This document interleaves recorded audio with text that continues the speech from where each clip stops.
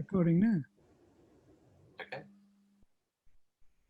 Yes, I like a lot of the German expressionist movies, Gollum and Nibelungen. Yeah. And Yeah, Murnau is my hero. I think he's one of the most amazing directors there's ever been. And the images in Faust, I just think every single shot is a masterpiece. his wife did the sets, didn't she? Fritz Lang's wife. I'm thinking. You're thinking of Fritz Lang. Thea von Harbo wrote the scripts and I think did other jobs. But Murnau was gay, so I don't think he was married. That was then. Okay. I respect that. Yeah, but I just thought the sets in Gollum were just amazing. I mean, incredible. Good. Yeah, and there were a few films that were made that were actual expressionist films with painted sets and distorted windows and odd-shaped doors, and the whole thing was a sort of psychological space. It made no sense, but it was sort of flattened out, but made of these expressive shapes. Yeah, and Dr. Caligari is the classic one, but I think there were about 10, 12 films made that way. Genuine was made that way, and a version of Crime and Punishment Raskolnikov was made that way, and they're just amazing films. Incredibly powerful, aren't they? Even without words. Yes, yeah, it was a sort of grand pantomime, a grand like an extraordinary piece of puppet theatre or something, where there are no words directly, but it's incredibly expressive. You really have to pay attention. I read somewhere that the forest where Siegfried meets his end, get those giant trees. They were made in a set in concrete. Yeah. They do look incredible. They do look amazing, and some of the Italian epics that like Cabiria and things like that predated D.W. Griffiths. The scale of the sets are just astounding. There's a set at the mouth of the demon set in Cabiria, which is about 10 stories high with this massive demonic three-eyed face. I mean, they're just astonishing that these films were made, 110 years ago now. I'm going to have to write that one down. That was the one that inspired Griffiths. Griffiths saw it and realised that he'd just been playing around, and the Italians have really made it an art form. So then he was making a little film. What was it called? I can't remember. It was a little drama, and he turned it into the film Intolerance, which is this now massive epic in different episodes. And he put his little family drama into as one of the episodes, but then created these massive, the Cleopatra one and the other ones. So, Dave, how do you think of yourself? Or doesn't that matter? Because you've made movies, you've made music, you've done books. Yes. I try not to think of myself. I don't know. I mean, just talking about the Italians, they've got this lovely word creativo, which it just covers everything. It just means you're a creative person, and you have ideas and feed those ideas into whichever medium is appropriate for those ideas, or even many of them, to allow you to look at the idea from different angles, because obviously music, sound looks at an idea in a different way than a still image or a moving picture or a story. It's a way of understanding something from different angles. So I always like that word. Fellini always considered himself to be a creativo, because he was a cartoonist and a writer and a costume designer and a film director and everything else. It seems to me that there's a sort of hierarchy of effort to bring it out, to make it into the real world. If you're doing one of your postcard books, which, by the way, are very, very beautiful, you could do that in a hotel room. Yeah. Rainy afternoon. Yeah. often did. I was wondering because it had a sense that you were in a place where you had a lot of fun, but there were times when you didn't quite know what to do with yourself, and you made something extraordinary. Yes, but that was certainly something to do with it. It started because I went to Vienna with my family, so wife and 2 children, and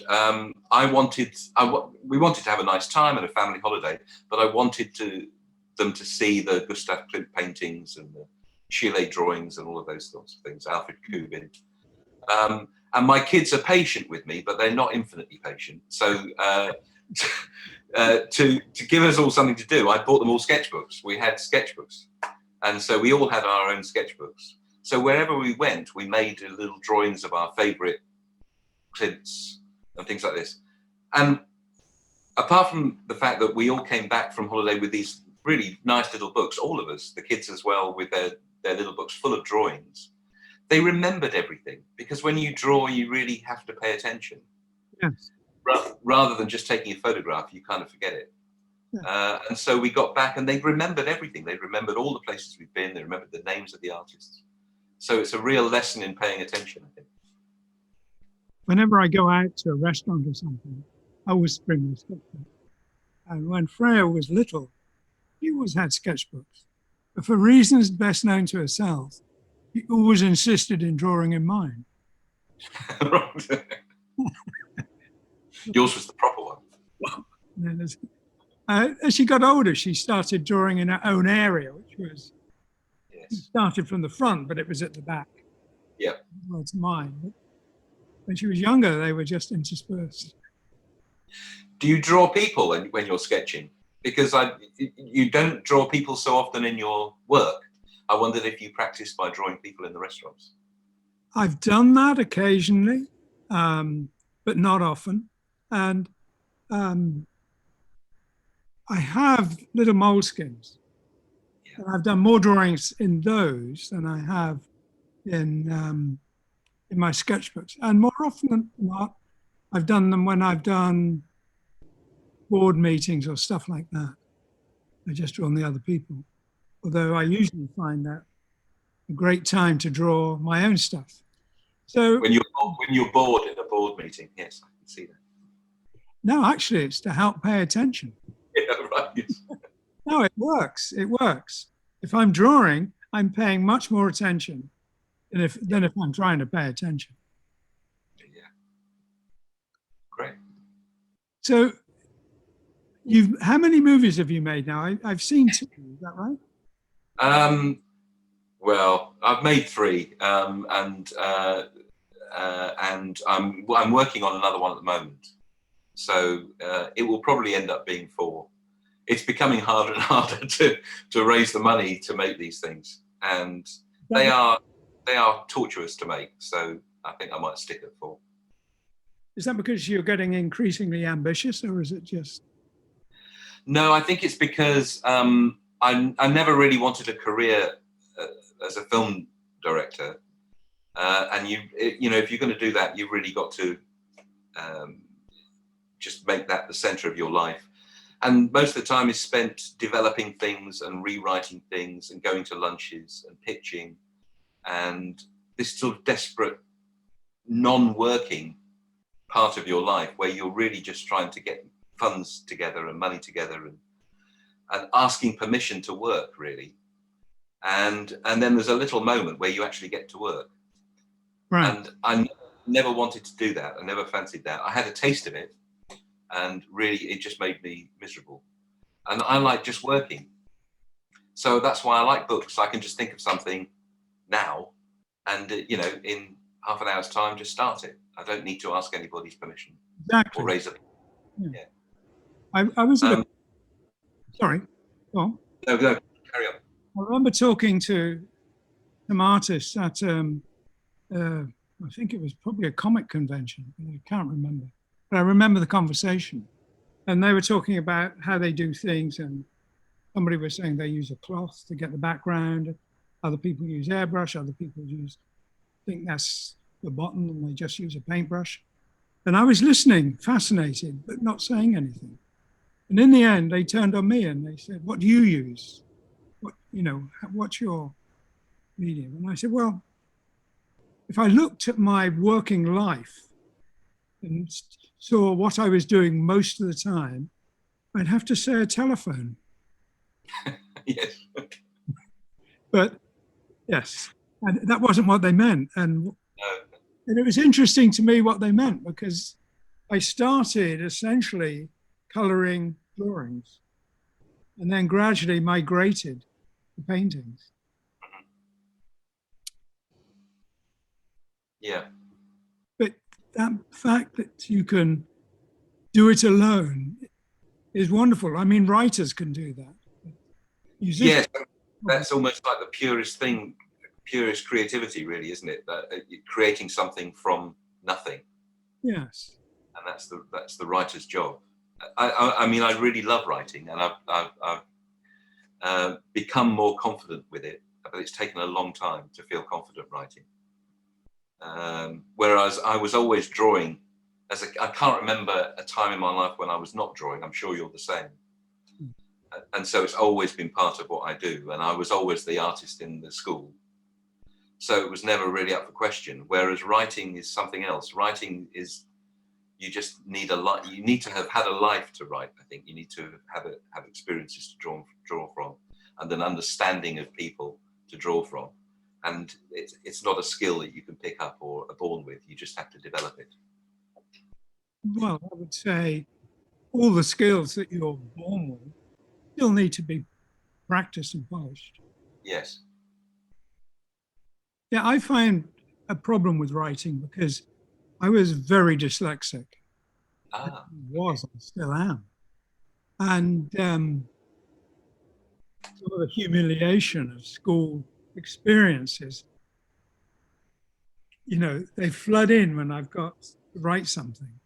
I can get round it, and I get round it by that trick of the mind that takes out the editing part of your brain. You're not editing. Right. You're thinking in words. That's it. Yes. If I can do that, I can do it. But it's still, I have to stay in that frame of mind all the time. If I slip out of it, I stop. But whereas with drawing, I can be there. It's the natural space to be in. Yeah. But that state of mind is really interesting. I've been trying to, I've spent a long time now really focusing and trying to pay attention to that state of mind when things work. Yes. Because it's very quicksilver. It's very hard to define. And maybe you've had a similar feeling where you're aware.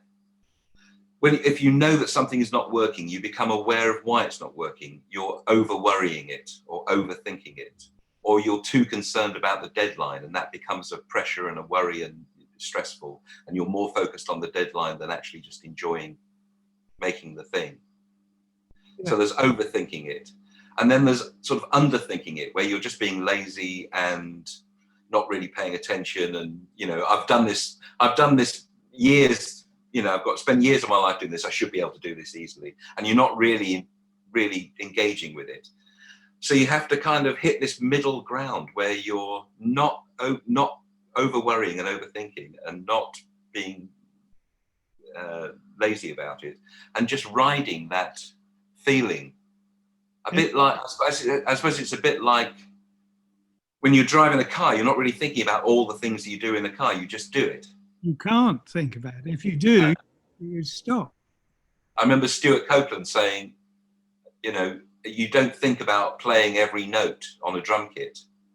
It just happens. You just play in a flow. A centipede doesn't think about which leg to go down next. He just does it as a flow. If he thought about which leg, he'd trip over. And I quite like that little visual metaphor about trying to get into that flow. Well, you watch a cat jump onto a wall. Mm-hmm. Clearly, yes. Perfectly, but impossible to imagine any creature thinking that through. Yeah. Yeah. So I've just been really interested in trying to focus down on what that takes. I have the same. Do you have this day? My first day working on a new project is almost always the same. It's a day of completely wasted effort, trying to do things, starting things, ending up with a table full of stuff, and it all goes in the bin. And I go back to the house and have to tell my wife that I've forgotten how to do it. Don't seem to be able to draw or paint anymore. I'm going to have to go and get a proper job. And she just says, don't worry, she gives me a glass of wine, it'll be fine tomorrow. And tomorrow it's fine, or the next day or whatever. But I always have that initial moment, that first time where I just seem to have forgotten how to do it. And I think it's panic, realizing that I'm not fully in control of the arrival of ideas and the arrival of inspiration. It comes, but it's not like pressing a button or picking up something and I know here's my idea for the day. It just arrives. Sorry, I'm just changing what I'm doing. To me, if I'm about to do something, Yep. I prepare for it not by trying to come up with the ideas or anything like that. I make sure I've got a damn good story to listen to, something totally distracting. And then I make sure everything else is easy. And I kind of trust to the process. But nevertheless, I think part of that process is full starts. Mm-hmm. And a lot of them. Yeah. Because my full starts are in a sketchbook, I don't throw them away. And I often look at them later and think, yeah, that was a false start. Or this was interesting. It was nothing to do with what I need, but it was something I might at some future date have a good use for. Mm-hmm. And I find that when I'm starting, I take, that was an idea I'd like to use. That was an idea I'd like to use. How can I mix them? And yeah, but there's a lot of that time when you do nothing. Yeah. I was asked, because I do some live painting, I was asked, how different is it when I'm on my own? And I said, when I'm on my own, I feel free to wander off. I might go and make a cup of tea that takes half an hour, or I might just go for a walk and come back. If I'm doing it live, I can't do that. And those times out can be sitting back and looking at it for a minute, or they can be, as I say, I go for a walk. Do you feel an obligation to get it right? I think that's what would frighten me doing online drawing and painting, is I get so much of it wrong. And I'm happy to do that because it's all part of the process. But I would feel an obligation to not do that, to get it right if I'm being watched. I do at festivals. If I'm at a table and people ask me for a sketch, I have an obligation to get it right. And so I tend to play it safe. And so it's not much fun for me. Whereas when I'm on my own, I have a lot of fun, but I get a lot of things wrong. I find it doesn't work unless you're having fun. If I'm not having fun, I'm not doing it. And no point carrying on in a way. I have hardly ever drawn in front of an audience that's there. These are online. Yes. On the few occasions I have done it, people have asked me to draw something specific. So wondering what to do rarely comes into it. I do remember one notorious occasion, I signed something and they asked if I could do a yes logo. So I drew the square one. And they said, no, not that one. I want the curvy one. And I thought about it. I said, I can't. And they said, why not? I said, I can't remember how it goes. And they said, that's ridiculous. I've done that 1,000 times on my sketchbook. I said, well, my problem is I only ever do it once. So. And I'd have to think about how rework it out. Yeah. I think the funniest thing I've ever seen with live drawing, fortunately it wasn't me, I was with a friend of mine, Kent Williams, who's an amazing painter, draftsman. I mean, extraordinary painter. But he was asked. He was given this big sketchbook, and it was a sketchbook for one of the original Walt Disney animators. That he was about 90 years old, and they were getting this big sketchbook together of drawings. So there was pressure, and they asked him to draw something, Mickey Mouse or something. And Kent Williams doesn't draw Mickey Mouse. He draws these sort of very realistic and dark allegorical pictures. And he started to try and draw Mickey Mouse in this sketchbook. And the more lines he put down, the more miserable this mouse looked, and the more appalling and drug-addled, and it was just awful. And everybody around was starting to sort of smile a little bit and watching desperately as Kent started to panic and the sweat appeared as he tried to turn this mouse into something that didn't look so degenerate. And the worse it got, we were just on the floor laughing at the end of it. It was so funny. But I've never seen somebody sort of collapse on a piece of paper so much. Yeah. It's a wonderful experience. I don't think he's ever got over it, the trauma of doing that. Well, I guess hopefully he could laugh too. Yes, the next day maybe. I think then I don't think he slept that night worrying about this dreadful thing that he put in a book. It's like a curse in a sketchbook. It is, even when you do all right, the aftermath of something public tends to be very embarrassing. Yeah. I do dwell on those things, unfortunately. Yes. Those bad experiences. Yes. So have you found the painting? Have you found things in painting live that you maybe wouldn't have found if you hadn't have been going through this rather analytical process of explaining what you're doing and showing what you're doing and having Freya question you about what you're doing, let alone the audience who's online as well? Have you gained something from it? I have, yes. And one of the things that fascinated me is something I did without thinking for years now. I was asked about it, and I realized I didn't have a clue how I did it. And I'll explain. When I did my early work, it was an enormous amount of detail, more detail than could be reproduced. You know, I wouldn't design a building, I wouldn't paint a building without doing the door and without doing a door handle and some kind of design input into that door handle. And it just wouldn't show. And when I started painting, I abandoned a lot of that.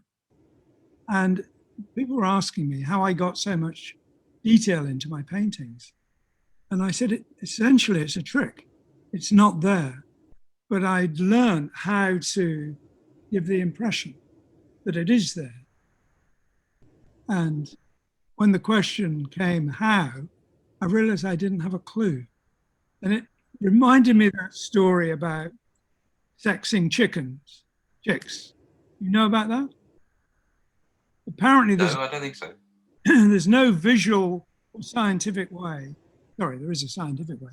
There's no visual way of telling male from female chicks, and they have to be sorted. And the way it's done is someone does it with a mentor until they start getting it right, but they don't know how they get it right. And it's one of those things. Your brain is taking on board signals that somehow you cannot identify consciously. But the brain is doing it. And I thought, right, this is an interesting experience about the impression of detail. And I'm going to have a look at that. So I'm losing my voice today, which is a challenge. It's it's a nice exercise. How is that coming about? Because I hadn't thought about it, but I knew it was, to a degree, it was there. Yeah. I think again, that's why I like silent cinema and those media that hold something back. I love comics. Yeah. Comics. There is narrative, but there is no motion. There's no movement, and there's no sound. But if you really if it's a good one and you really fall into that story, you start to sense the motion of the characters, and you start to sense how they speak, and you start to hear their voices, and you start to hear the story. Yeah. It's like, and also if you have a radio play, there are no images. But if it's a good one, again, you can close your eyes and you're right there. You're right there in the woods or the city, and right there with those people. You get a sense of what they look like and how they move. Yes. And you're engaged. You're providing half the story. And that's what silent films always did with their audiences. They were never silent. There was always music playing. But so much of what happened on screen, you had to intuit the story and the emotions of the characters. Yes.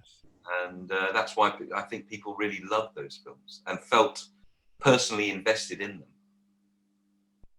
Well, you said close your eyes and you can see it, but of course you can listen to a fantastic story when you're painting or driving. Yes. Your eyes won't help. Yeah. You can do it at once. You can So when you're see it and then see what's out there. Yeah. So when you're painting, do you listen to, what do you listen to? Do you listen to music, or do you listen to words, or what do you listen to? If I'm about to paint, I make sure I have at least one, maybe two or three really good stories, depending on how long it takes. A typical novel is about 9 hours. Lord of the Rings is probably 30 hours. Right. Sorry, that's my phone going. It will be picked up. There you go. See, I have minions that do that. I don't need to pick up my own phone. So Claire presumably doesn't yet. Yeah. When I'm writing, I can't listen to words. That's the only thing. That's my only rule. I like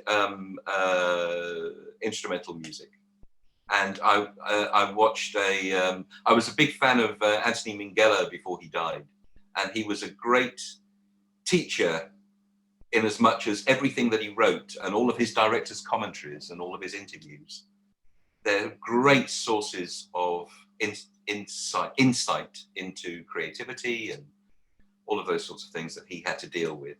Right. And he talked a lot about the specific music that he listened to. And he listened to Bach a lot because it's very ordered.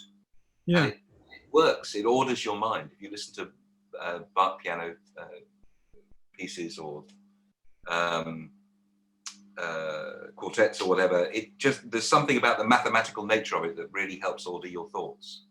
So that was really useful. I have music like that to listen to. Ryuichi Sakamoto is one of my Oh yeah, beautiful.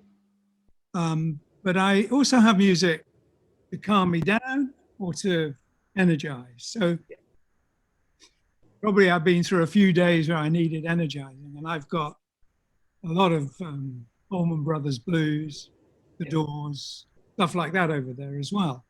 So yeah, it's besides being a fabulous pleasure, it's also a useful tool to manipulate state of mind.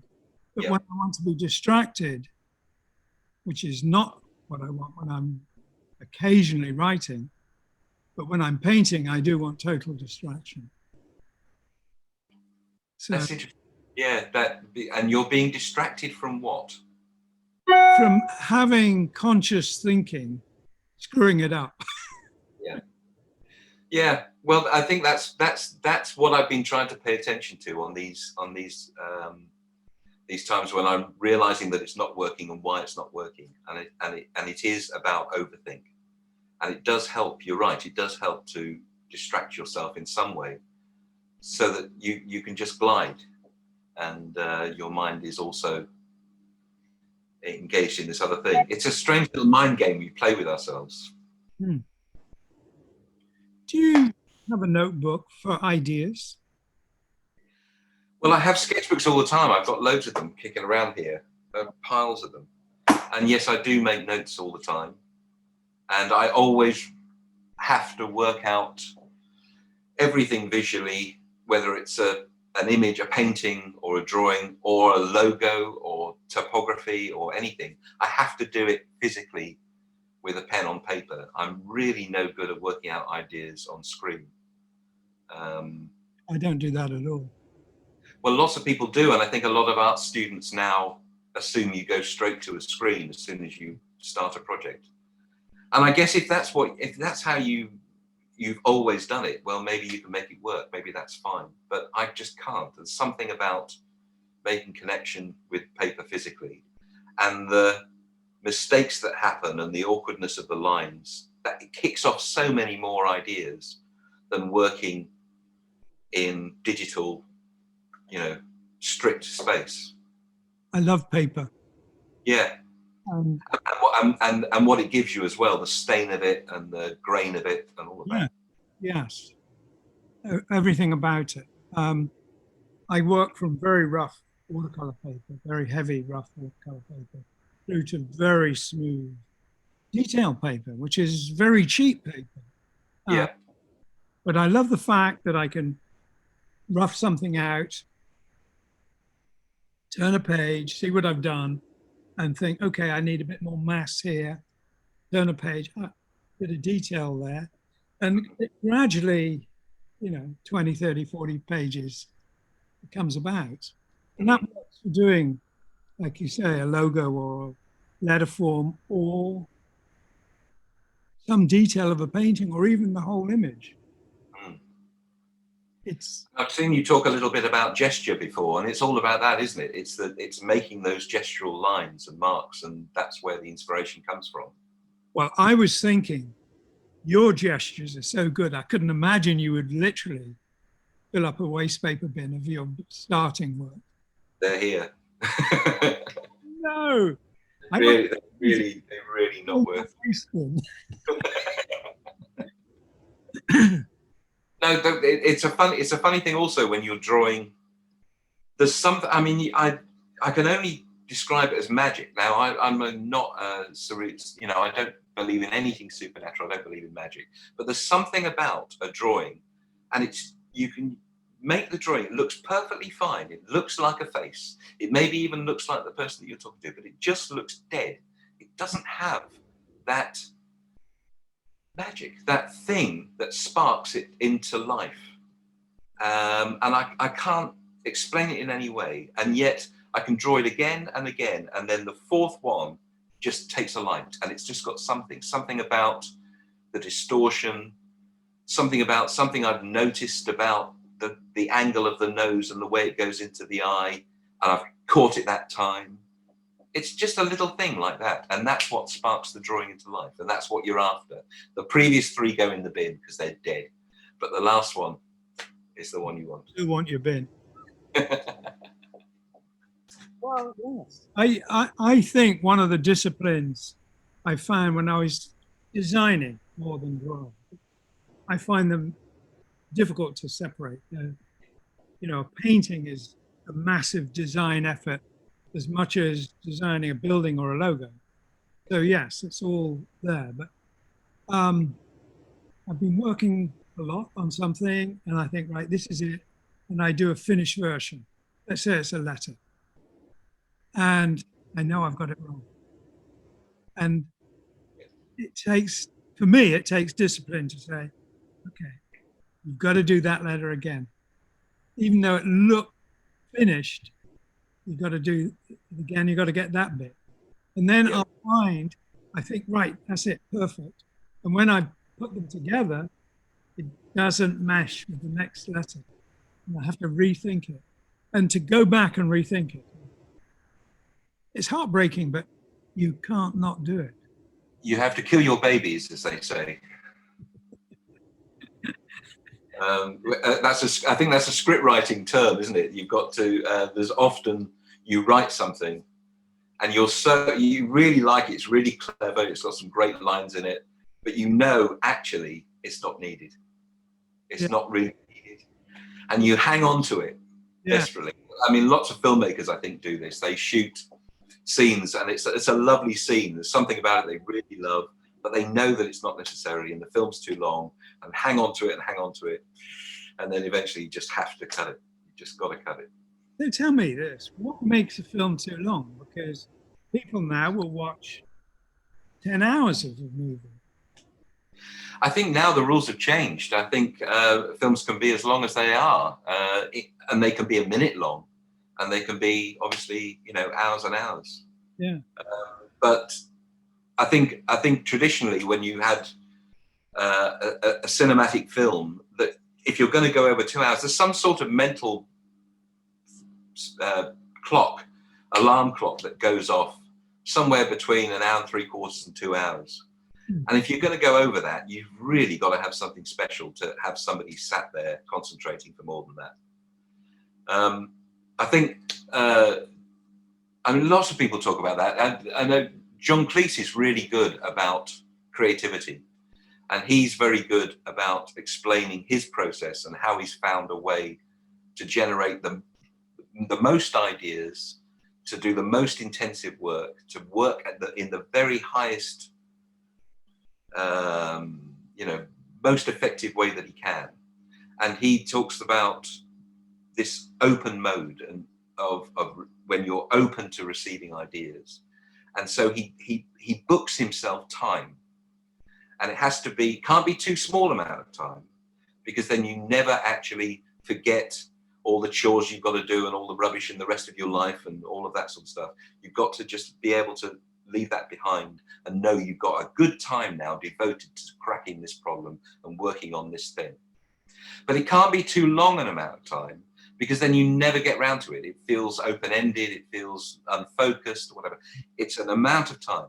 And I think he said it's something like 3 hours, something like that. It's an amount, 2 to 3 hours, where he's going to write something and do something.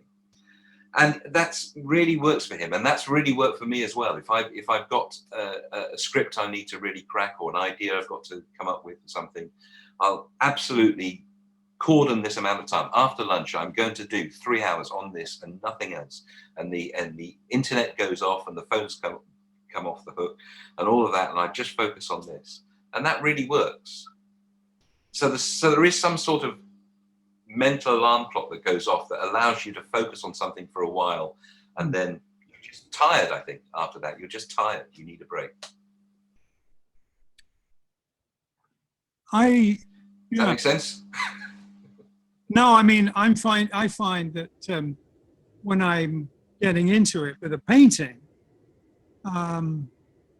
it has its own schedule, and I can work 30 minutes and have to take a break, and I sit back and look.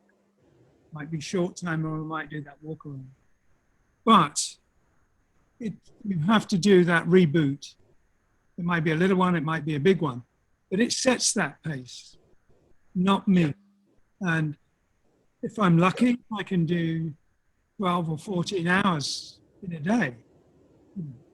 But if I'm unlucky, I might not do 1 hour. But I usually can manage to be putting some serious amount of time, because it's very relaxing. And I tend to do it when I'm on my own, like at the weekends when I'm not busy. And that works for me. I love to clear the decks on a Friday. Okay, do all it's not so much the it's not so much. I was going to say, it's not so much the doing of it. No. When you can relax into it and spend all day on something. It's the coming up with those core ideas. Yes. You really have to try and generate from nothing and solve the problem, from which you can then make the painting or the design or the drawing or whatever. But coming up with those core ideas, I think really takes a focused amount of time. I mean, you can spend all day on it, but I think you'd be wasting most of it. But that focused 2 or 3 hours is what seems to work. Yes. I'd never read Stephen King until relatively recently. And I was astonished how engrossed I became in one of his books. And I found it fascinating to listen to his book on writing.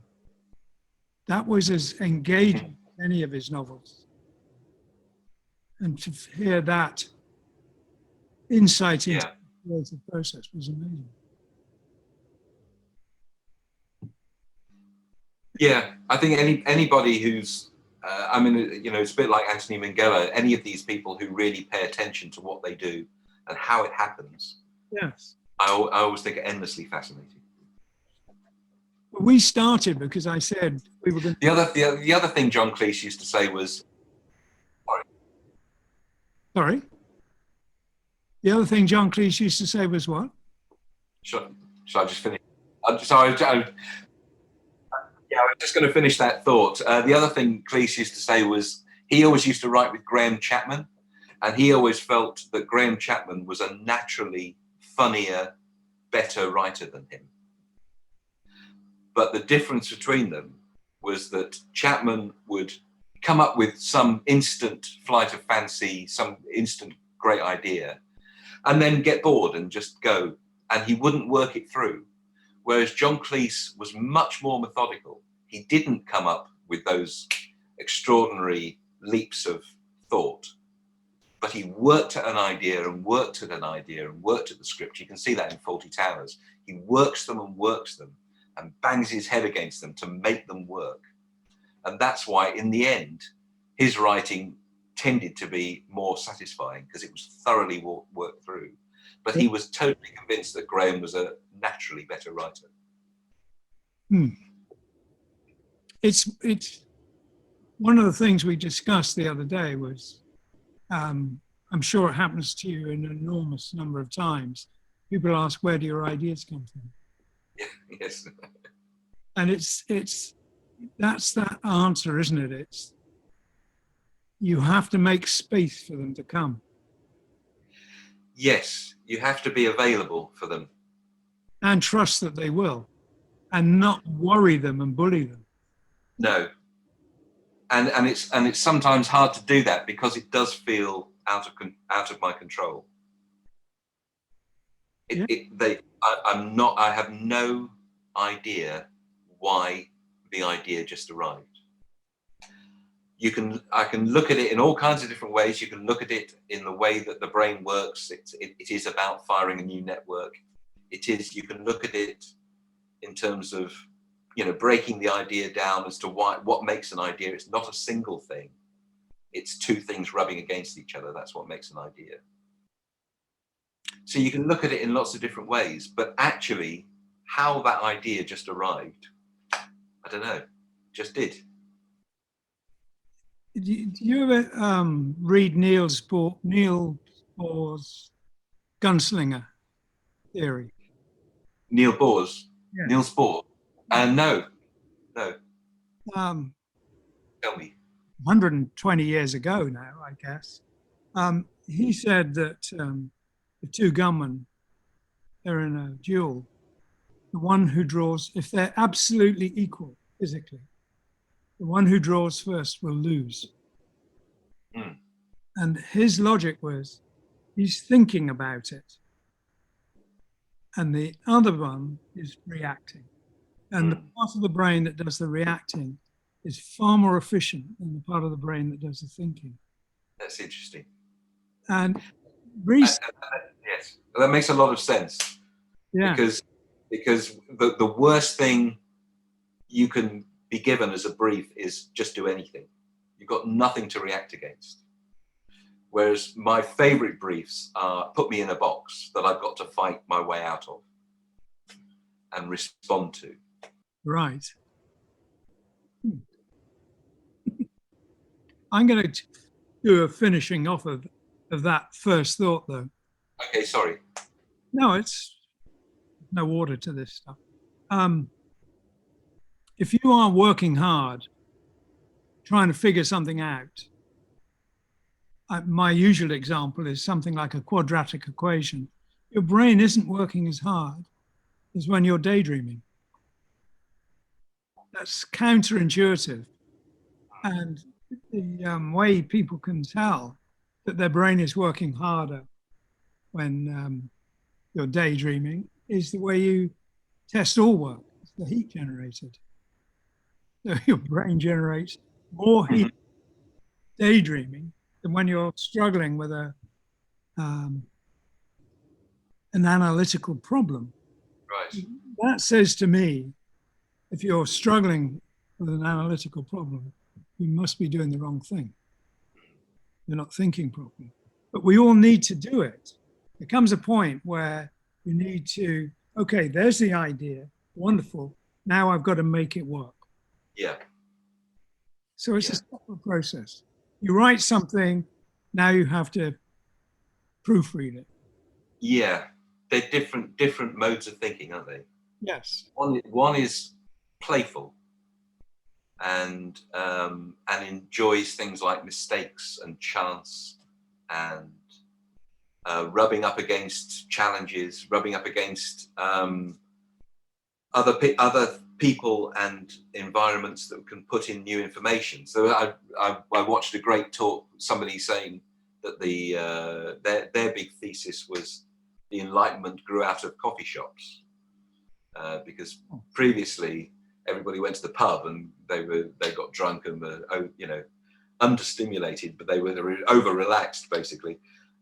Whereas coffee shops, you've got stimulant going on and you're surrounded with interesting people, and people met there to talk and swap ideas. And it's like a culture for a live culture for generating ideas.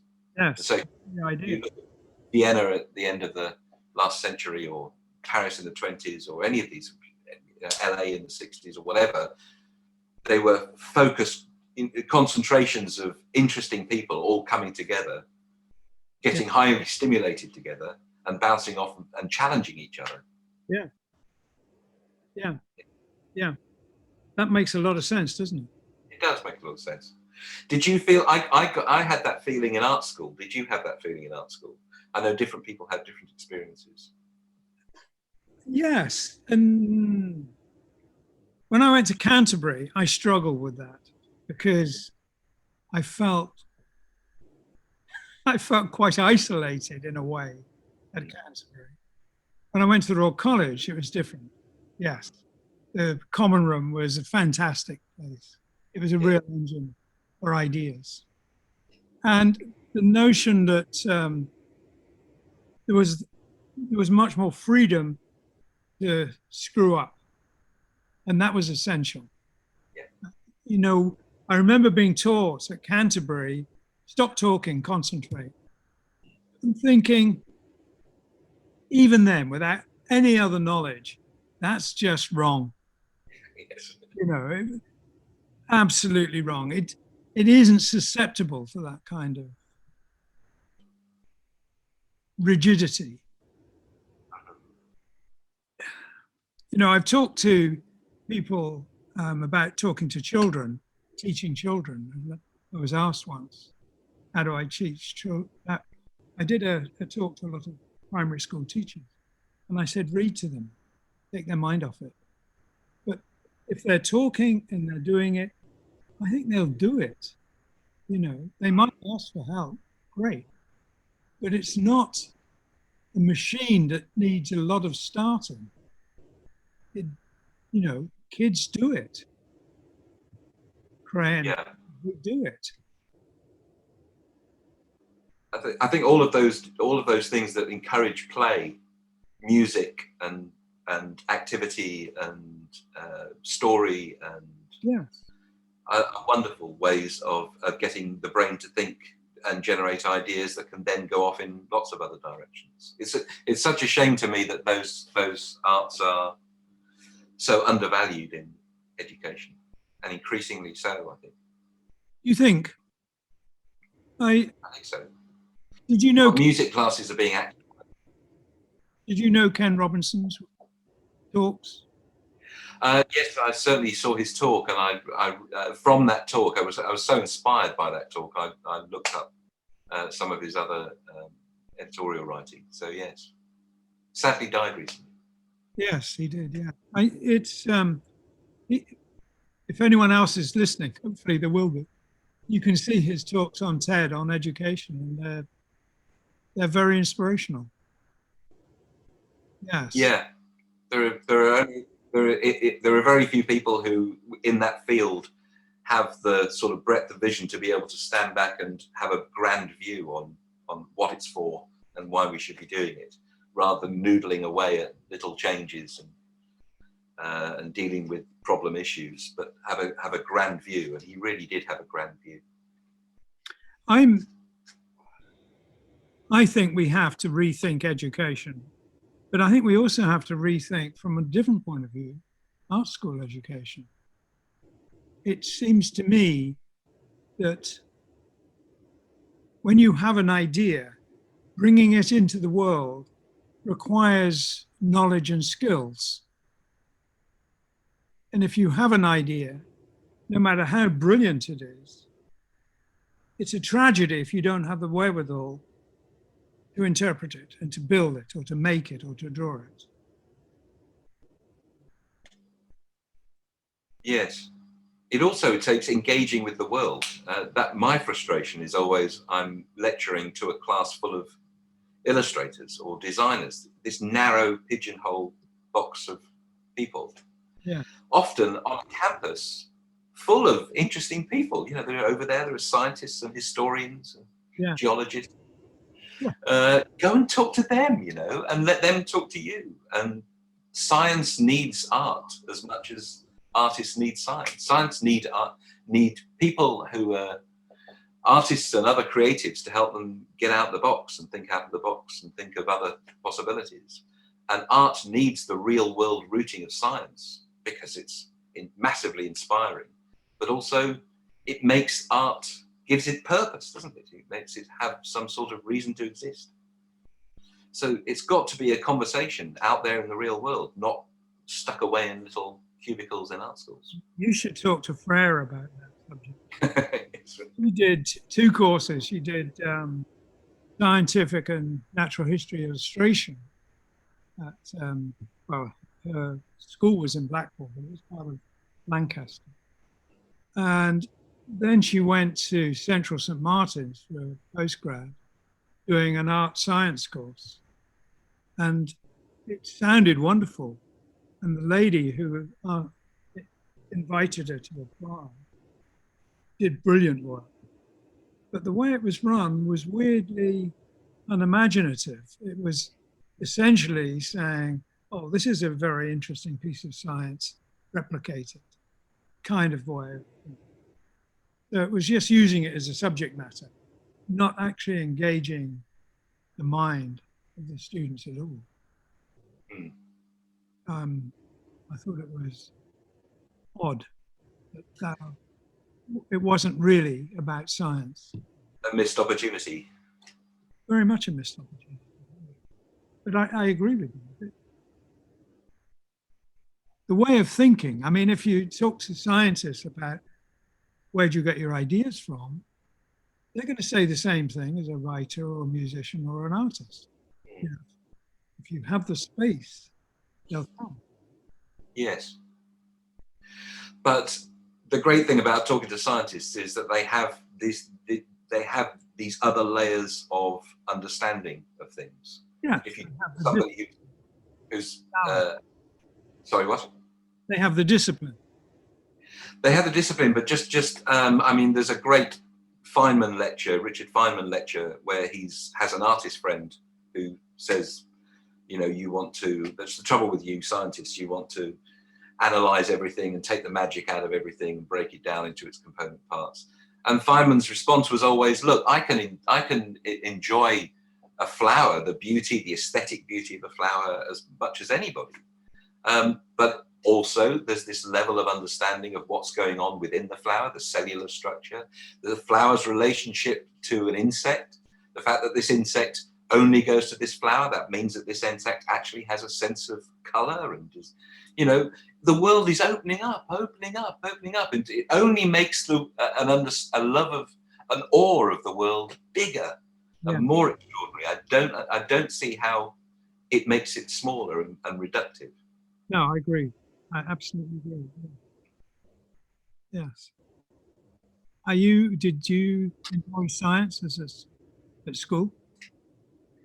I did, but I didn't appreciate it. I mean, like a lot of those things, I think I was just at the wrong age or in the wrong space for those things. Since then, So I didn't pay attention. I loved the natural world. I've always loved drawing birds and animals, and I did that when I was very, very little. I've always done that. Yeah, me too. I was always in awe of space and the planets and the stars and the sheer scale of everything. So I never had, I always loved all of that. But I didn't really pay attention to my science classes. And then I did a book, spent a year doing a book with Richard Dawkins, and there were a series of chapters covering different scientific questions. So I basically went back to school. I went to my kids' head of chemistry and head of physics and said, look, I'm doing this book. Can you talk me through the periodic table and the Newton's experimentum crucius and the light passing through a prism, and can you just delighted to do it for a thank you in the book at the end. And it was amazing. And I'm sat there as a sort of 40-odd-year-old adult going, why did I not pay attention in class? This is amazing. So you've just got to be in the right frame of mind, and it's got to be taught in the right way, I think. Well, everything that comes down to everything. Teachers that don't engage are a problem. Yeah. I've always thought that another problem is this. It's the same problem as the little pigeonholes in art schools. Dividing the subjects up like this into little pigeonholes, I don't think that's right either.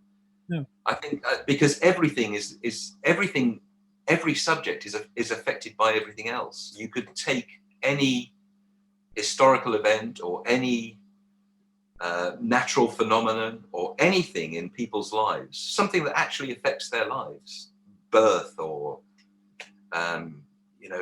becoming a parent or any of these sorts of things that everybody goes through, and explode that subject out into history and physics and the chemistry of it and the biology of it and the social history of it and the theological side of it and the stories we tell about each other, the mythological side of it and the art that's been created around it and the music and everything.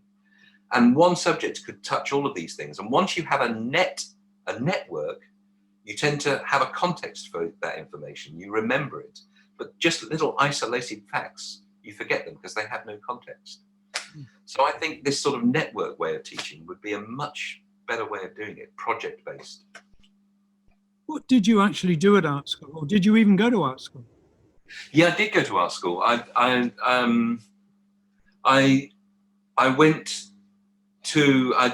just went to a local art school intending to do a general course, a foundation, and I just wanted to do what I liked, which was drawing comics and sort of slightly fantastical illustrations, and intending to just do that and illustrate books and record covers and things. That's what I wanted to do, and just leave me alone. I want to do that. That was my state of mind going into art school.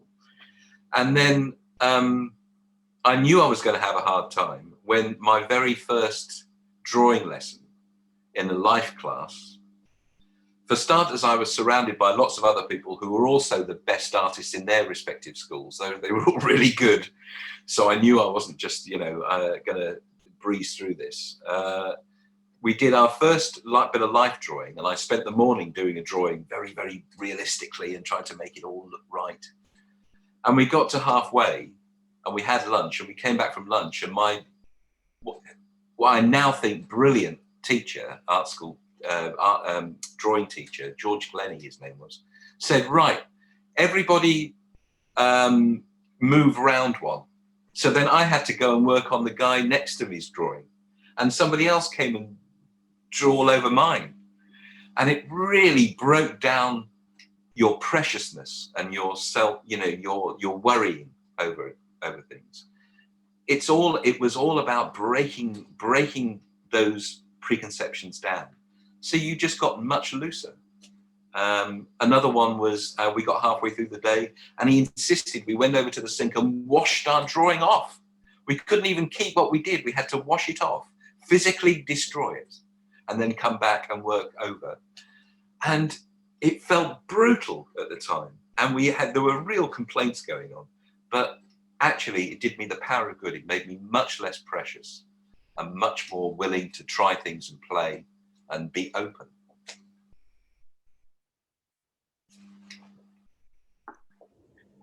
I remember starting at art school doing a life drawing class and being hugely embarrassed about the process.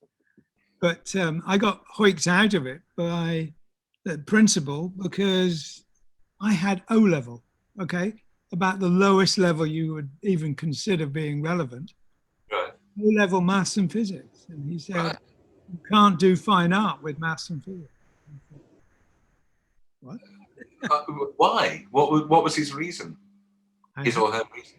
But he thought I couldn't do it, and I was sent to do industrial design. But when I went to art school, I had two notions. I knew nothing about how it was. And I wanted to do natural history, drawing and painting. I loved that, like you know, it's hardwired into me. The other thing I wanted to do was design the future. So going to do industrial design seemed like a good move. But I remember being deeply frustrated by the way we were taught there. You know, the design part of it, everything had to be a box. We would be living in a box. We would be designing boxes within boxes. And that just felt so wrong. I didn't really have the confidence to know it was wrong, but it felt wrong. It seems such a shame that you weren't allowed to in parallel study both of those things, the natural world and drawing and free expression, and the application of that to industrial design. The weird thing is I was, because I started in art school in 1961, which is about the time Richard Hamilton managed to persuade the powers that be that art education needed to move away from academic training and life drawing and composition and all that really important stuff. And it was all abandoned in 1961. Yeah. Except people doing what I was doing, design. We still had life drawing. We did perspective, measure perspective, shadows perspective. We drew, we went out in the country and drew. You know, we did enormous amount of very disciplined drawing. So that was really interesting for me. Yeah. So I was basically, doing the same. I was on an applied arts course. I wasn't on a fine arts course. Right. But that was lovely. It was, we did photography and printmaking. We did, we went out and drew from life. We had life drawing class, and then we did design, graphic design, typography. My age, I was just at the cusp of going into computers. So we did hot metal type, proper typesetting on press. And then they had, the college had bought a computer. It was in a room. It was manned by a man in a white smock who would take your typography brief, and the next day, he would give you your piece of typesetting for you to use in your design.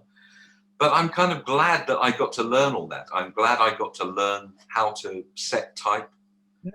I know that it's called leading, not leading, because it's a piece of lead that goes between the type.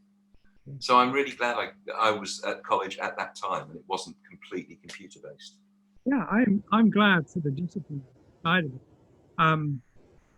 Something I endlessly say, but there's a lovely saying in Kendo about training the hand, so the hand trains the mind.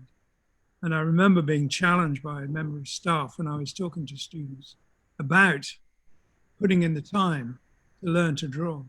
Yeah. They were very dismissive. So I suppose you think drawing art is all about technique. And I was able to quote this thing from Kendo. You do need to train the hand so the hand can train the mind. And the amount of real estate in the brain that's devoted to hand-eye coordination is enormous. You know, if you're learning to play the violin or you're learning to draw, you're giving your brain a real workout. It's good for it, good for you. Yeah. 10,000 hours it's supposed to be, isn't it, to master it? Yes. Yeah. I'm about halfway. How about you? Yeah, probably. Something like that. Yeah. Well, yes. I don't know. I, we're all in this social distancing world at the moment. It would be fantastic to meet up again. I love Yes, studio. yes, it would be lovely. I visited you and I walked across the pond to your studio from your house, and in that pond there was a grass snake. Yes. I thought you are honoured. Yeah, we were that day. They visit occasionally. We even have the odd kingfisher. Yes, so we must meet up soon. Yes, definitely, without a doubt. It's noon, so Okay, I'm going to record this and send it to you. Well, I've wonderful. recorded it. And You have. I hope you have recorded. Yes. Too late now. Too late now. have you written down everything you said? Yeah, exactly. I've got it scripted. Good. Oh, Dave, thank you so much for joining me. Yes, it's been really, really lovely. Pleasure. Anytime. Yes. And I do love the freedom and the choreography rather than the calligraphy of your lines. They Thank are you very much. very elegant. Thank you. And I must get my. And I've enjoyed watching you online. I haven't watched them all, but I've watched in a few times, and I like the interplay between. I think Freya's great as well. She's a real star. But it's a really nice thing to do, and it's nice seeing the questions come up, and it's nice to see you respond to them. So yeah, you're very brave to do it. I don't think I could do it.